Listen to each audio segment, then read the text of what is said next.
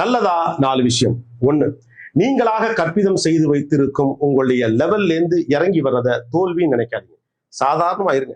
யாரையாவது மிஸ் பண்ணா அவங்க கால் பண்ணணும் அப்படின்னு வெயிட் பண்ணாதீங்க. நீங்களே கால் பண்ணி பேசுங்க. உங்களுக்கு என்ன தோணுதோ அது செய்யுங்க. 2, நீங்க செய்யறது சின்ன வேலையா பெரிய வேலையாங்கிறது முக்கியம் இல்ல. அந்த வேலையை எவ்வளவு வேல்யூ பண்றீங்க அப்படிங்கறதா முக்கியம். சின்ன வேலையோ பெரிய வேலையோ சின்சியரா டெடிகேட்டடா பண்ணுங்க. இன்னைக்கு பெரிய பெரிய ஆட்களாக இருக்கக்கூடிய பலரும் தங்களுடைய சிறு வயதில் சின்ன சின்ன வேலைகள் பார்த்தவர்கள் தான். 3, உங்களுடைய நேரத்தை யாருக்காக எதற்காக கொடுக்கிறீர்கள் என்பதில் கவனமாக இருங்கள். உங்களுடைய முக்கியமான நேரத்தில் தேவையில்லாத நபர்களையோ விஷயத்தையோ அனுமதித்தால் நீங்கள் ஒரு பொழுதுபோக்கு கருவியாக மாற்றப்படுவீர்கள் என்பதுதான் யதார்த்தம். Be aware.